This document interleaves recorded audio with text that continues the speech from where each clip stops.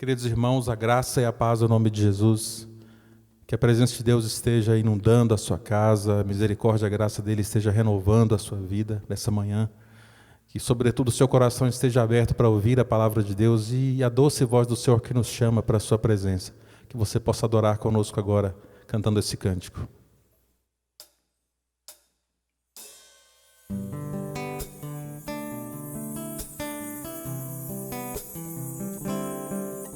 Cada estrada em que eu andei, eu pensei daria certo. Toda terra em que habitei, terminou em um deserto.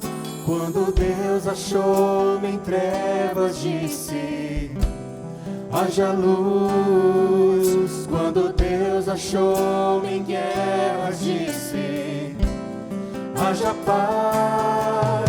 Quando Deus achou-me em negras nuvens de tribulação, fez nascer um arco-íris no céu do meu coração. Toda vez que eu tive sede, Ele deu-me de beber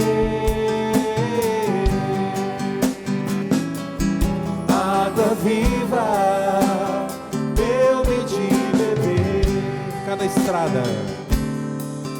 Cada estrada em que eu andei, eu pensei daria certo. Toda terra em que habitei, terminou em um deserto. Quando Deus achou-me em trevas, disse: haja luz. Quando Deus achou-me em guerras, disse: haja paz. Quando Deus achou-me em negras nuvens de tribulação, fez nascer um arco-íris no céu do meu coração. Toda vez que eu tive sede, Ele deu-me de beber água viva.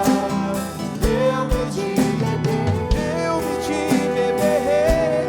água viva.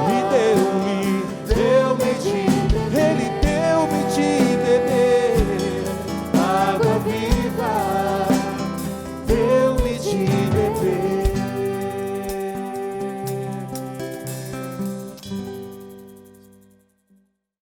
Meus irmãos e irmãs, a graça e a paz do nosso Senhor e Salvador Jesus Cristo seja sobre todos nós. Que bom estarmos mais uma vez reunidos para estudar a palavra do Senhor. Hoje continuamos nessa nossa conversa boa em Atos dos Apóstolos. Estamos já estudando, o capítulo 8 de Atos dos Apóstolos. Hoje especificamente, capítulo 8, versos 26 a 40. O relato do encontro de Filipe, com o etíope. E nós vamos, antes de ler o texto e tecer algumas considerações, vamos orar pedindo ao Senhor que nos abençoe. Obrigado, Senhor, pelo Teu grande amor por nós, pela certeza da Sua presença, pela certeza que temos de que, através da Tua palavra, o Senhor fala conosco e nos abençoa. Abençoa o nosso coração para que possamos não apenas aprender mais da Tua palavra, mas podemos, ó Deus bendito, sermos assim a cada momento desafiados a vivê-la em todo o tempo, em cada momento da nossa vida. Por amor de Jesus Cristo, nosso Senhor e Salvador, que nós oramos hoje e sempre. Amém.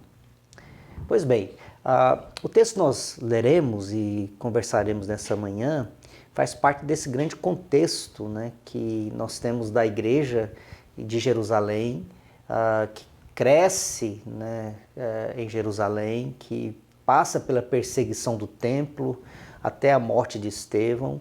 E agora, especialmente os judeus helenistas, que haviam se convertido à fé cristã, têm que sair de Jerusalém, são perseguidos, e por onde eles vão, na cidade por onde eles vão, eles seguem proclamando o Evangelho. Esse relato é o cumprimento da promessa do Senhor, do derramamento do Espírito Santo, de acordo com Atos 1:8, e recebereis poder ao descer sobre vós o Espírito Santo, e sereis minhas testemunhas em Jerusalém, na Judéia, Samaria e até os confins da terra. Aqui nós estamos seguindo esse mandamento. Os discípulos que estavam em Jerusalém, a igreja que estava em Jerusalém. Agora nós temos a história dessa igreja na sua saída de Jerusalém rumo aos confins da terra. Hoje nós temos mais um relato dessa igreja que sai de Jerusalém. Domingo passado tivemos o encontro de Filipe com o Simão Mago, e agora o mesmo Filipe é levado ao deserto para proclamar a palavra a um etíope. E nós vamos perceber que daqui para frente essa igreja em marcha vai mais e mais saindo da proximidade com Jerusalém e caminhando em direção aos confins da terra. É preciso entender, né, e perceber, eu quero chamar a sua atenção para isso, que do capítulo 8 até o capítulo 11 nós vamos ter inúmeros encontros que são conduzidos pelo Espírito Santo. Nós temos aqui em Atos 8, né, o Filipe que é levado até Samaria para pregar o evangelho àquela população e ter um encontro com Simão Mago. Aqui o Filipe é levado ao deserto para falar com o etíope que estudava a palavra do Senhor. E nós temos já no capítulo 9 o Ananias que vai até Paulo e orar por ele. Nós temos também o Cornélio, o gentil, que pede a vinda do apóstolo Pedro para que possa orar por eles, também conduzido pelo Espírito Santo. Claro que a única exceção desses encontros é que no caso de Cornélio e Pedro há uma inversão. Em vez de ser o apóstolo que vai até Cornélio, né, até o que precisa receber a oração, receber a imposição de mãos, acontece o contrário. O gentil é aquele que precisa, que pede o encontro com o apóstolo Pedro. O texto que nós vamos ler então mostra esse encontro de Filipe com o eunuco, com o etíope. E vamos ler o texto e conversar sobre ele. Verso 26.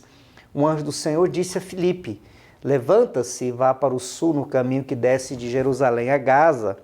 Este se acha deserto. Então diz que um anjo disse a Filipe. Quando nós falamos de anjo, nós geralmente nos lembramos da figura celestial, extraordinária, né? Com asas e tudo mais. O texto não nos diz que se trata de um ser espiritual. O anjo do Senhor, um mensageiro do Senhor, um enviado em nome do Senhor, não necessariamente se trata de um ser espiritual aqui. O fato é que o texto nos mostra que é Deus quem conduz, através de uma palavra de Deus dada a um mensageiro. Aí pode ser um ser espiritual ou pode ser uma pessoa, um ser humano. Não há nenhuma menção no texto que nos garanta que seja um ou outro, né? A palavra anjo aqui pode ser simplesmente a ideia de que foi alguém enviado por Deus para trazer uma palavra, para trazer uma mensagem, para dar uma ordem da parte de Deus. Em todo caso, o que acontece no texto é que o Lucas já começa a nos mostrar que a ação de Filipe tem uma ação de Deus que o conduz, é Deus que o leva. E o anjo do Senhor então disse a Filipe: vai para o sul, no caminho que desce de Jerusalém a Gaza. Essa estrada de Jerusalém a Gaza, que passa, né, de Jerusalém, a faixa de Gaza, aquela faixa de Gaza que nós ouvimos muito da televisão ali na Palestina, né, que vai em direção ao Egito, já era nesse tempo e já muitos séculos, antes mesmo da igreja começar o seu trabalho, né, da igreja atuar. Essa estrada era uma rota comercial muito famosa, muito conhecida, que saía de Jerusalém, passava por Gaza em direção ao Egito, em direção à África, né? O texto então nos diz que ele vai até esse local, né? Porque está deserto. E ele se encontra, o verso 27, nos diz que Filipe se levantou e foi. Havia um etíope, eunuco, alto oficial de Candace, rainha dos etíopes, o qual era superintendente de todo o seu tesouro. ele tinha vindo adorar em Jerusalém. Nós temos algumas informações então do propósito, porque Filipe vai ao deserto obedecendo a palavra do anjo, mas ele não sabe qual é o propósito. Mas ele então vai, né? E o texto nos conta que nesse caminho então de Jerusalém a Gaza estava um etíope, eunuco, que era um oficial de Candace, a rainha dos etíopes. A Candace não se trata do nome da rainha. Candace era um título da nobreza, né? Era um título dado à rainha de Núbia. Então aqui não se trata do nome dela, mas como ela era tratada, né? Era o título de tratamento à rainha de Núbia, a rainha dos etíopes. Quando fala etíopes aqui, não se trata da Etiópia como nós conhecemos hoje, né? O país chamado Etiópia. Se trata de uma região que hoje seria o Sudão, né?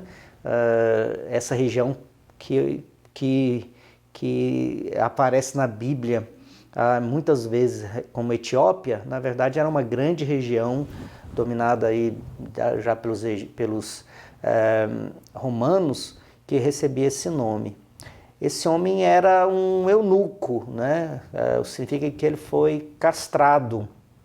Não se sabe aqui nesse caso se ele teve todo o seu órgão genital cortado ou apenas os seus testículos moídos, né? Ou arrancados. É algo que só de falar provoca em nós, né? Uma sensação muito horrível. Mas os eunucos eram homens que recebiam esse tipo de tratamento extremamente desumano por conta de dois motivos, basicamente. Um deles era castigo, era uma maneira de castigar alguém que teria cometido algum tipo de crime, o que não parece ser o caso. O segundo motivo seria para impedir que esse castrado pudesse oferecer algum tipo de perigo pela sua masculinidade quando ele faria algum serviço para as mulheres, o que parece ser o caso. Nesse caso aqui, o eunuco era alguém que de alguma maneira não ofereceria perigo, já que ele era servo da rainha. Era como se pudesse impedir qualquer tipo, né, de ação masculina, né, desse homem com a rainha. O fato é que ele é um eunuco, mas é um alto oficial, né, da rainha, e era responsável por todo o seu tesouro. E ele vai a Jerusalém para adorar, é o que está no final do versículo 27. Ele tinha vindo adorar em Jerusalém. Quando diz que ele vem adorar em Jerusalém, nós não temos outra informação além dessa. O fato é que ele é um etíope que vai a Jerusalém para adorar. Ele era um judeu que havia nascido nesse local. Muitos judeus haviam se espalhado por todo o mundo. E será que seria um judeu? Ou seria um não-judeu que ia ao templo para adorar a Deus? Ele iria a Jerusalém para adorar a Deus. Era um temente a Deus. Ele não podia se tornar um prosélito, né? Ele podia ter adorar ao Deus de Israel, mas ele não podia se converter ao judaísmo. Não podia se converter ao judaísmo por um simples fato. Deuteronômio 23:1 tem uma regra clara que os eunucos, ou aqueles que tinham os seus órgãos genitais castrados ou cortados, não podiam entrar no templo. Então, ele podia ser um temente a Deus, mas não podia ser alguém que se tornasse um judeu, se tornasse um prosélito, um não-judeu que fazia parte do povo de Israel, do povo de Deus. E esse é o caso do homem que nós temos na história. Ele é um eunuco, é um etíope, ele é um alto funcionário da rainha de Candace, né? E ele vai adorar a Deus. Ele é um temente, mas não podia se tornar um prosélito. Verso 28, e estava regressando ao seu país, e assentado na sua carruagem, vinha lendo o profeta Isaías. Então o Espírito disse a Filipe, aproxime-se dessa carruagem e acompanha. Verso 30, correndo para lá, Filipe ouviu que o homem estava lendo o profeta Isaías e então perguntou, o senhor entende o que está lendo? Aqui nós temos alguns pontos interessantes. Primeiro, que ele está lendo o profeta Isaías. Nós não sabemos ainda, até o momento, né, pela narrativa, qual é o texto de Isaías que ele está lendo. Filipe então ouve do Espírito Santo a palavra, vai e se aproxima dessa carruagem. Lembre-se que foi um anjo que disse para ele ir até o deserto. Aqui é o Espírito Santo que diz a Filipe. Todos esses fatos, o anjo e o Espírito, simbolizam que as ações de Filipe são ações conduzidas pelo próprio Deus. E ele corre para lá, verso 30, e ouve que o homem estava lendo o profeta Isaías. Pois bem, dois fatos, né? Sendo um homem rico, você poderia ter alguém que estivesse lendo para ele em voz alta, pode ser um dos fatos, né? Ou ele estava lendo em voz alta, o que era muito comum as pessoas lerem em voz alta. O fato dele estar numa carruagem portando um livro de Isaías significa que ele era um homem muito rico, né? Os livros eram um tesouro que poucos podiam possuir, apenas os ricos poderiam portar. Ele está numa carruagem e lendo o livro do profeta Isaías, e o Filipe então pergunta para ele, o senhor entende o que está lendo? A pergunta de Filipe expressa a importância não apenas da leitura, mas do estudo, né, para que possamos compreender o que estamos lendo. Infelizmente, muitos leem, né, às vezes pegam as escrituras, mas não compreendem o que elas dizem. Quantas vezes já ouvi de muitas pessoas dizerem exatamente isso? Eu leio a Bíblia, mas não entendo, é difícil. É claro que a dificuldade, às vezes, no texto bíblico se deve a uma péssima tradução, algumas traduções são difíceis, linguagem arcaica. Em outro caso, há também uma dificuldade de compreender o conteúdo, né? O conteúdo da Bíblia nem sempre é fácil de ser compreendido. Não apenas porque se trata de um livro antigo, escrito há muitos séculos e milênios atrás, não se trata apenas disso, mas até pelo fato de que muitas das narrativas bíblicas pressupõem conhecimentos de outros fatos para que elas possam ser compreendidas. Então, muitas pessoas leem a Bíblia e não conseguem compreender, não apenas porque não sabem ler, mas porque não compreendem todos os fatos que estão ali narrados. Filipe então pergunta para ele, você está entendendo o que você está lendo? E o verso 31 ele responde, né? Ele respondeu, como poderei entender se ninguém me explicar? E convidou Filipe a subir e sentar ao seu lado. Verso 32, ora a passagem da escritura que ele estava lendo era esta. Foi levado como ovelha ao matadouro e como um cordeiro mudo diante do seu tosqueador, ele não abriu a boca.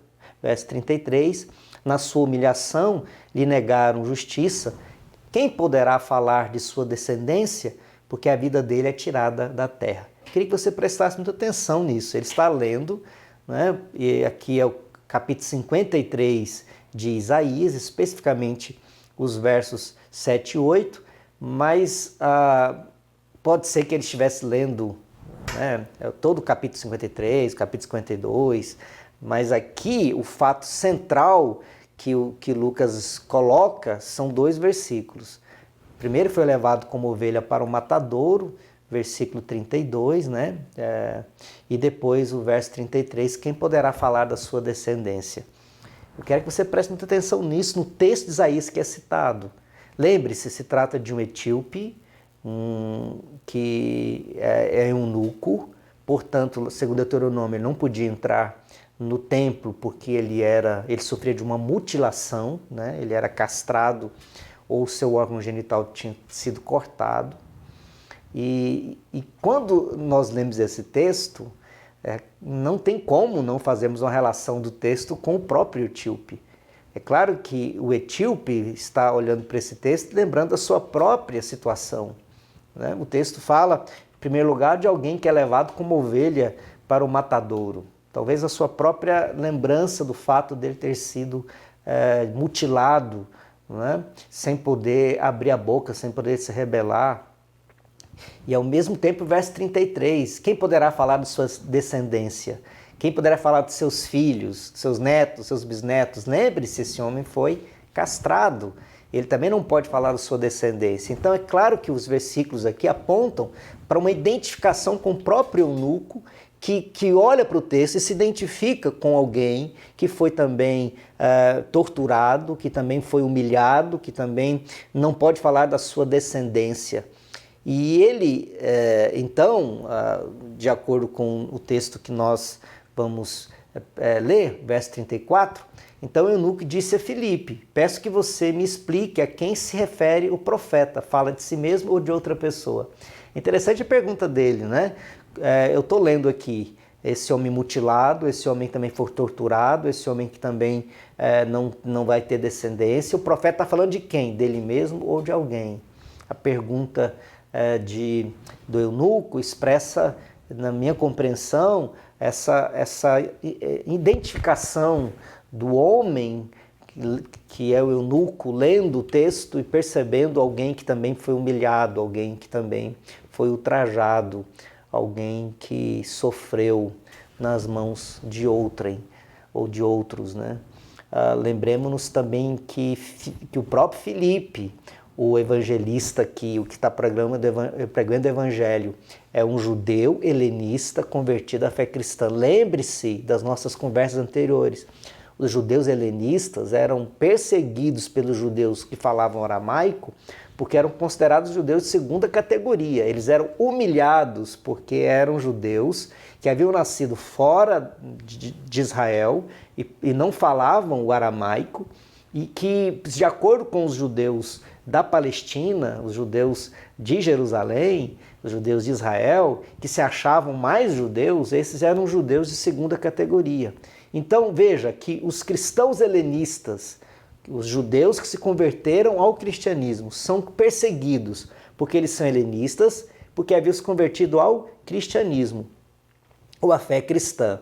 Veja que o próprio Filipe é alguém que sofreu na pele, né? Sofreu em si mesmo essa humilhação pelo fato de ser alguém de segunda categoria, alguém que queria ser aceito, mas não podia ser aceito porque não havia nascido em Jerusalém ou em Israel. Aqui nós temos dois humilhados, um evangelista que foi humilhado pela sua condição de helenista, e temos um eunuco etíope humilhado pela sua condição de ter sido mutilado para ser como um escravo, né, do estado da rainha etíope.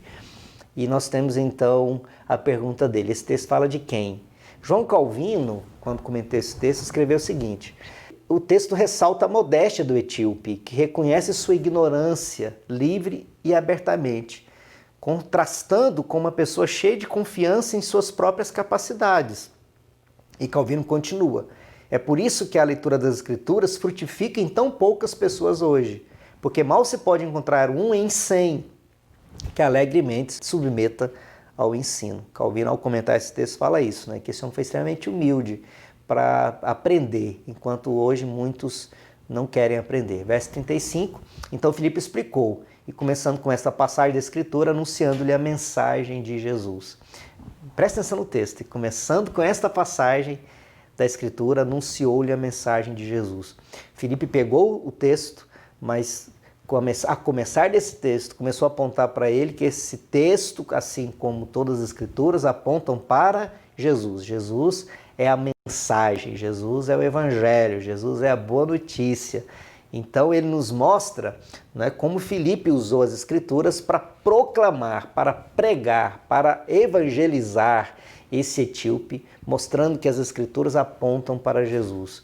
Quanto tempo demorou esse discipulado? Quanto tempo Filipe ficou falando com o etíope nessa carruagem rumo à Etiópia? Podem ser dias, podem ser horas, podem ser semanas. Afinal, essa viagem poderia demorar algumas semanas. Quanto tempo Filipe ficou na carruagem ensinando, né, o etíope nessa viagem, ensinando as Escrituras? Nós não sabemos. Verso 36, seguindo pelo caminho, chegaram a um certo lugar onde havia água. Então o eunuco disse: eis aqui a água, o que impede que eu seja batizado. Verso 36, então, nos mostra que essa viagem está seguindo. Nós não sabemos quanto tempo Filipe está na carruagem. Pode ser que ele esteja nessa viagem alguns dias. Chegou num lugar que tinha água. Depois desse etíope aprender sobre Jesus, depois de conhecer o que é Jesus, até compreender que aqueles que creem em Jesus têm que ser batizados, veja que a palavra dele que reflete que ele já tinha sido ensinado sobre o fato de que aqueles que chegam a conhecer a Jesus precisam passar pelo batismo. Então, o que acontece? Ele faz a pergunta, eis aqui a água, e o que eu faço para ser batizado? O que impede que eu seja batizado? Essa pergunta dele reflete um fato que nós não podemos esquecer. Primeiro, a lei, Deuteronômio 23, verso 1, era claríssima em dizer que os castrados e os que tinham seus órgãos genitais mutilados não podiam fazer parte do povo de Israel.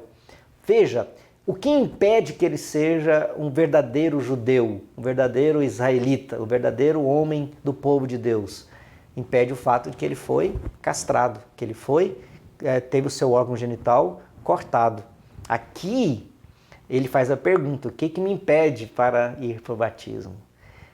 Veja só, capítulo 11, verso 11 de Isaías, há uma promessa que está assim, naquele dia o Senhor tornará a estender a mão para resgatar o resto do seu povo, quer for deixado na Síria, do Egito, de Patros, da Etiópia, olha a Etiópia aqui, de Elão, de Sinar, de Amate e das terras do mar. Havia uma promessa que naquele dia o Senhor tornará a estender a mão para resgatar o resto do seu povo.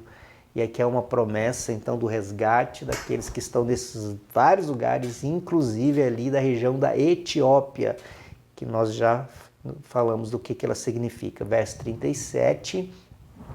Filipe respondeu, é lícito se você crê de todo o coração. Então ele disse, creio que Jesus Cristo é o Filho de Deus. Se você olhar na sua Bíblia, esse texto, versículo 37, está entre colchetes. Os textos que aparecem em colchetes nas nossas Bíblias, especialmente na Revista Atualizada, Nova Almeida Atualizada, né? Esses colchetes apresentam que esses textos não estão nos manuscritos mais antigos. Eles estão em alguns manuscritos, mas não estão em outros manuscritos. Então, para que quem está lendo saiba que esse texto não consta nos manuscritos mais antigos, os textos na Bíblia aparecem com esses colchetes. Essa é uma segurança que nós temos, que a pesquisa bíblica se preocupa muito com a autenticidade do texto que nós temos em mãos. Esse texto realmente não aparece nos manuscritos mais antigos, mas já Irineu, que viveu entre 130 e 202, cita esse texto, esse versículo 37, em um dos seus livros, o que demonstra que ainda que esse texto não esteja original do Atos dos Apóstolos, é um texto que já era conhecido já muito cedo na igreja e recitado e usado na igreja. O que os estudiosos defendem é que esse texto representa o que a igreja fazia, né? A igreja entendia que ao alguém ser batizado, tinha que passar por essa liturgia de alguém responder, creio que Jesus Cristo é o Filho de Deus. Essa confissão, essa afirmação de fé era fundamental para alguém ser, então, recebido o batismo. É por isso que, sendo original ou não, esse texto é palavra de Deus, porque expressa o fato de que o batismo é a expressão, né, da nossa fé em Jesus Cristo. Verso 38, então mandou parar a carruagem, e ambos desceram a água e Filipe batizou o eunuco. Então eles desceram a água, né? O Dr. Justo Gonzalez, no seu livro sobre Atos dos Apóstolos, diz que no grego as formas gramaticais empregadas aqui indicam que eles realmente entraram na água e foi em pé na água que o batismo aconteceu. Essa era a forma normal de batismo, como se pode ver em Romanos 6,4, Colossenses 2:12. Como o texto aparece no grego, nos traz essa ideia de que eles desceram a água, mas não entraram em todo na água, né? É por isso que o Justo Gonzalez faz essa pequena observação. A Didaquê, que é um documento cristão datado entre 70 e 120, demonstra que a forma mais antiga de batismo era o derramamento de água sobre a cabeça. Veja como é que está na Didaquê, que é um dos documentos mais antigos da igreja cristã. Se não tiver água corrente, batize em outra água. Se não puder fazer isso em água fria, faça em água quente. Se você não tiver os dois, derrame água sobre a cabeça 3 vezes em nome do Pai, do Filho e do Espírito Santo. Didaquê, capítulo 7, versos 2 e 3. Verso 39 nos fala que quando saíram da água, o Espírito do Senhor arrebatou Filipe e o eunuco não o viu mais. E este foi seguindo o seu caminho cheio de alegria. Quero chamar a sua atenção para o verso 39. Então, quando eles saem da água, o Espírito do Senhor arrebata o Filipe, tira o Filipe, arranca o Filipe. Na nossa compreensão do texto, pode trazermos 2 ideias.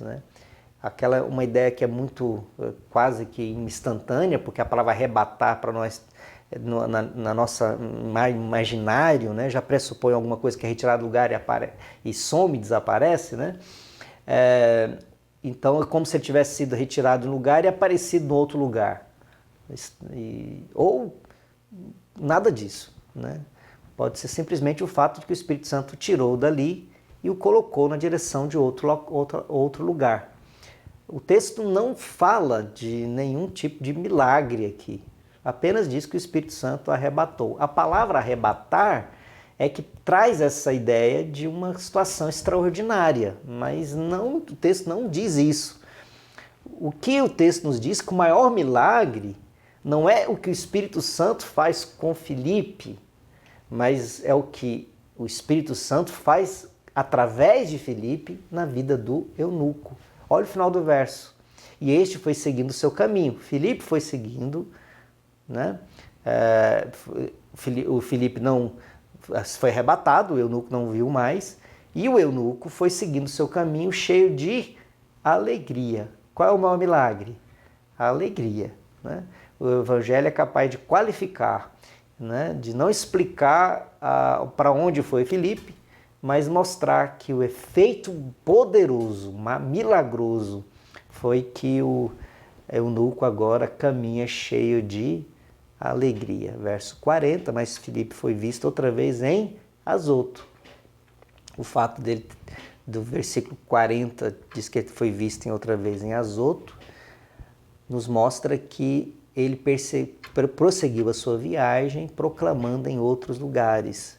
E seguindo a viagem, evangelizava todas as cidades até chegar a Cesareia. Lá em Cesareia nós vamos ter mais notícias do Filipe. Atos 21, versículo 8, vai nos contar que o Filipe é encontrado lá em Cesareia. Depois você dá uma lidinha lá em Atos 21, 8. Vamos refletir e praticar o texto? Primeiro, o texto é repleto de milagres que acompanham a obediência de Filipe em cumprir a missão. Por que esses milagres acontecem? Qual, entretanto, é o maior milagre do qual Lucas faz questão de comentar seu efeito? Eu quero que chame a atenção para os milagres que esse texto nos aponta ou aqueles que nós imaginamos que aconteceram, Os milagres que o texto nos aponta. É claro que nós ficamos muito impressionados com os milagres, mas os milagres aconteceram porque Filipe se tornou obediente no cumprimento da missão. Na história da igreja, quando os homens e mulheres se tornam obedientes a Deus no cumprimento da missão, milagres acontecem. Milagres acontecem pela ação do Espírito Santo para que a missão da igreja possa se realizar. Os milagres não acontecem para que nós possamos ficar espantados, encantados, admirados com os milagres. Na verdade, esse foi o pecado de Simão. Lembre-se, Simão ficou tão impressionado com os milagres que queria comprar os milagres. Infelizmente, no nosso tempo, acontece da mesma maneira. Às vezes, a igreja se torna tão impressionada com os milagres, em busca dos milagres, que se esquece do motivo pelo qual Deus faz os milagres. Deus faz os milagres não para que nós possamos aplaudir os milagres, mas para que nós possamos perceber o poder do Evangelho, que é capaz de alcançar outras vidas e promover o maior de todos os milagres, que é o milagre da salvação. Os milagres acontecem à medida que a igreja se torna missionária no caminho, que a igreja é obediente ao Senhor na sua missão. E o maior milagre, nunca podemos esquecer, é o Evangelho que é pregado e produz alegria, vida naqueles que estavam antes humilhados, que estavam antes desesperados, que estavam sem esperança, sem vida, que agora têm vida em Cristo. Segunda questão para nós conversarmos é A palavra de Deus avança e mais um obstáculo é vencido. O Evangelho quebra os muros e faz pontes sobre os abismos. Quais muros erguemos que nos impedem de pregar o Evangelho aos eunucos de nosso tempo? Queria que você prestasse atenção nessa pergunta. Quando Filipe vai até o eunuco, nós temos ali um muro que o afastava, né? O Filipe, um envergonhado, um humilhado pelo fato de ser helenista, mas agora, claro, cristão, restaurado, na condição de filho de Deus, de servo de Jesus Cristo. O eunuco carrega sobre si a vergonha de ser um eunuco e, por conta disso, a impossibilidade de poder, inclusive, entrar no templo. Ele é temente a Deus, ele vai ao templo, ele vai a Jerusalém para adorar a Deus, mas ele não pode entrar no templo.